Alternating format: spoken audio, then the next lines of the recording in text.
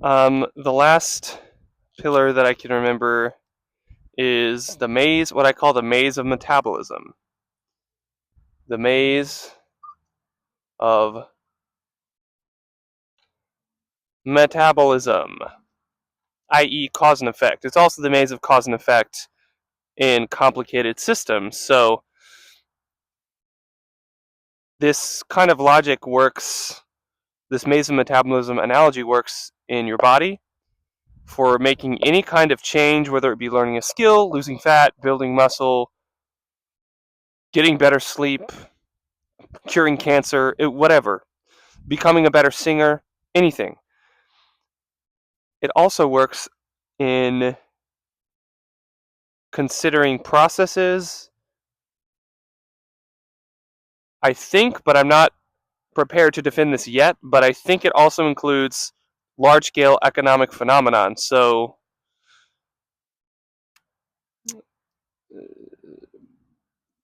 how can you manipulate the market by setting wage limits or floors or whatever? And what's that going to do? And like all this other stuff. I'm not saying that you should make wage floors, but, and then the last one, I'm not going to do right now because it is a little bit potentially woo woo. All right, moving on. Let's start with the pendulum, yin and yang. This is really simple, and if you know, you know. This will probably either make total sense or you'll be like, this is stupid, this is nothing. And if you think it's stupid, then maybe you should just click away, and that's okay. No shame. But everything in life consists of some balance of yin and yang. So we're going to start with the monad, or being. At the top is being with a capital B, or allness, or the all of existence, or existence itself, or something like that. And then down here, I'm still rolling, right? Yeah, you can read that. Down here is Earth slash 3D slash daily life, where I'm in a park right now recording this on my phone, and there are separate objects and separate people, and there's day and night, and I'm in a particular country in a particular set of circumstances that change at different speeds, right? Like I grow taller at a different rate than the lifespan of a butterfly, which is much faster, et cetera, et cetera. So this is the world of particulars, which is where you and I spend most of our waking life. The world of particulars. Now, in between here and here, plausibly, there are maybe an infinite number of levels or layers. That's kind of like a pyramid, right?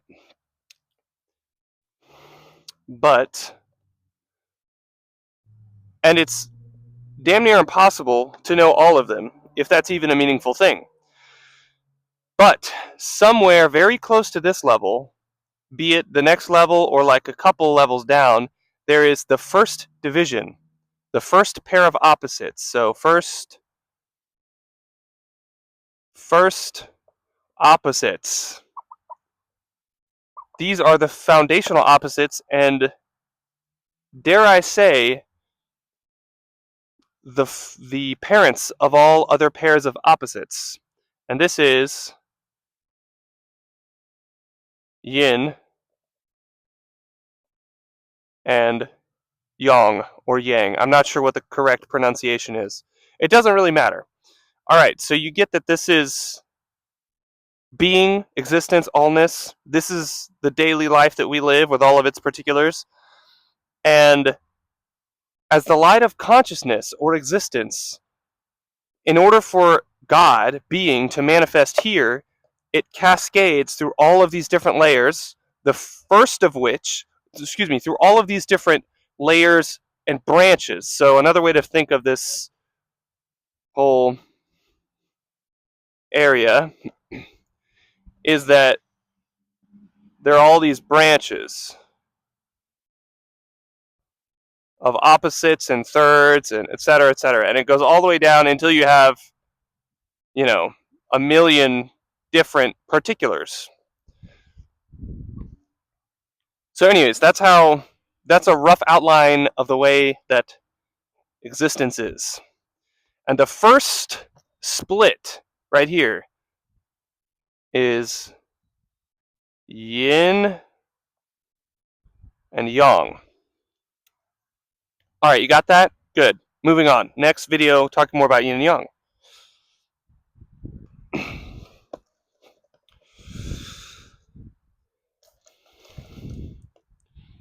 You're going to enjoy watching me erase this and enjoy the dead space and let your dopamine reset just a little bit.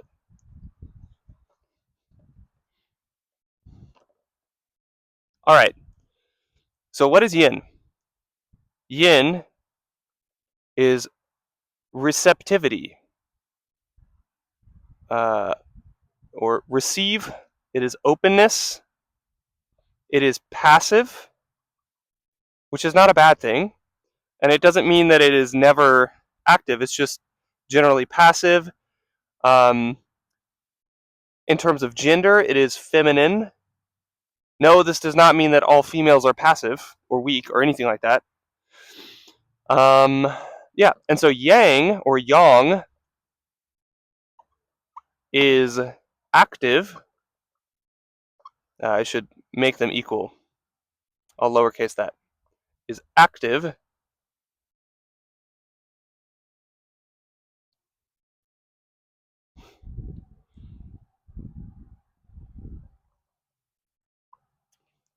It is solid.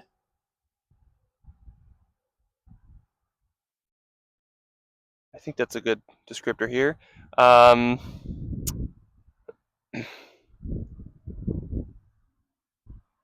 In terms of gender, it is masculine.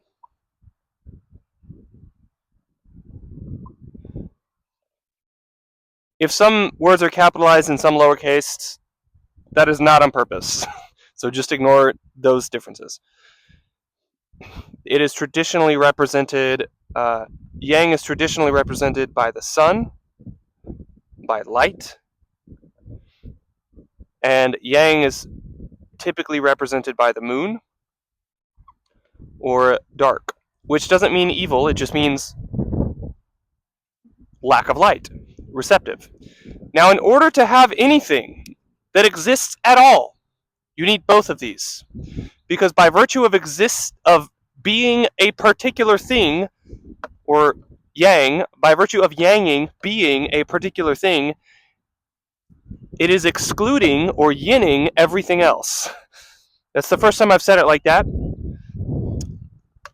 But the point is, like, in order for me to be, for me to distinctly exist in this spot right here, this is me, I exist right here, then necessarily I'm excluding every other spot that I could exist in that moment. You could go down the rabbit hole and have something to do with, see how this correlates with like waves versus particle nature of light, waves versus particle nature of electrons, but I'm not prepared to go down that rabbit hole right now. Now, oh, I missed the biggest one. This is rest, and this is act. Okay, that's yin and yang. Cut. Next section. Now we're going to talk about what this means for the way that you live your life. First of all, I think I just said this, but every being, everything in the universe, by nature of existence, has both yin and both yang in some combination. And perhaps the particular combination of yin and yang that you exhibit is what makes you you. Or at least that's one way to conceptualize and categorize what it is that makes you you. That's not to say that it is an exhaustive way to define or box you in. That's not what I'm trying to do. Training is like life. So in order to examine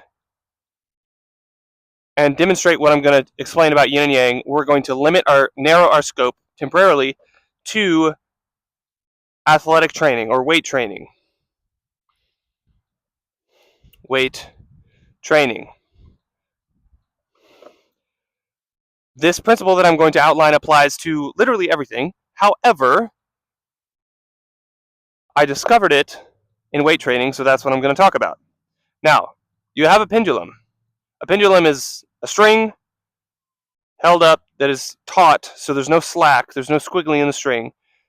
And dangling beneath it is some weighted object. Now, I'm going to guess that you've seen a grandfather clock. That is a pendulum clock. A pendulum swings back and forth. So this stays still, and this goes back and forth. Now, one side is represented by yin, and one represented by yang, or yang.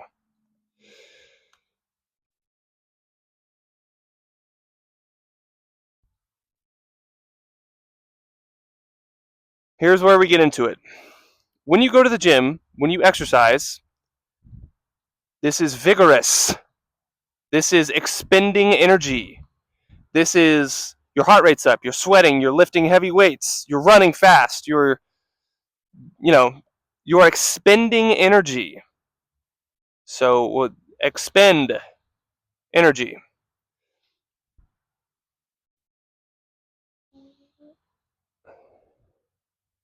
While you're yang, while you're at the gym, while you're weightlifting, if this is you,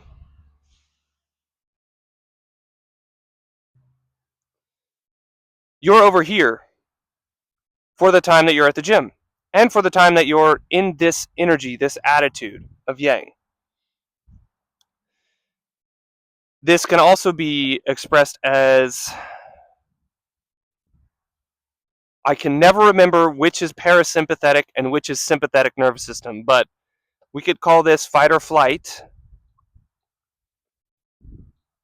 which is not bad. Fight or flight is only bad when you get accidentally stuck in it for a very long time, which is exactly the whole point of this thing that I'm going to talk about.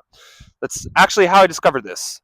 When people talk about stress being bad or fight or flight or your nervous system not being regulated, it's not that being stressed or being energized or being sweaty or angry or active is bad. It's only bad if this gets stuck here. And this gets stuck here when there are blocks. We'll use a difference, a block, a star, a block,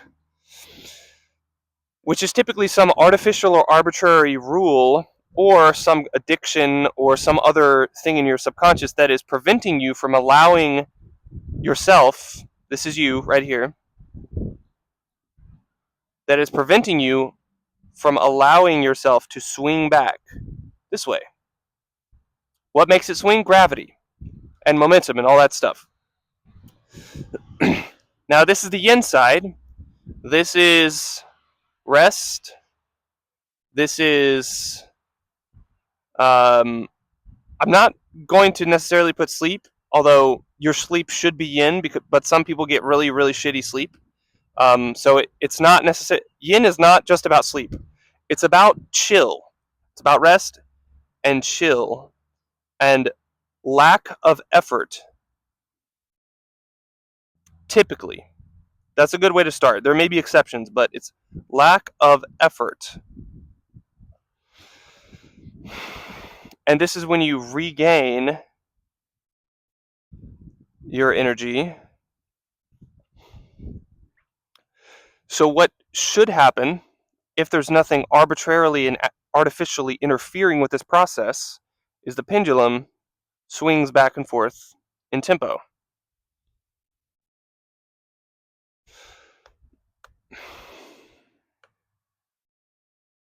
Just sit and let that digest while I think about where I'm going to take this next. Okay. Rest. Digest. Okay, burn this into your eyeballs. Do you remember this? Well, I'm just going to keep talking about it, and I won't erase it yet.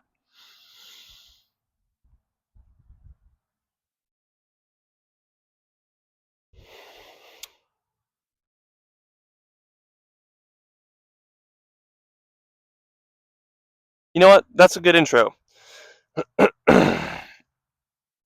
Okay, you need to let this swing back and forth if you want to make gains. Another quick thing I'll say about it is the extent to which you let it swing to the yin is the extent to which you let it swing to the yang. So we're going to talk about the actual physics of pendulums, for a moment. If I can find a good example, maybe I have some headphones or a cord.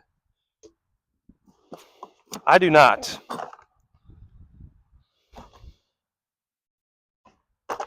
Does this work? No, it does not.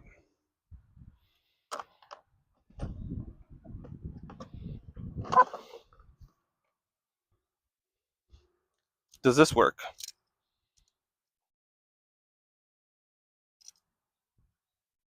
Not really. I'm going to go find something that'll work.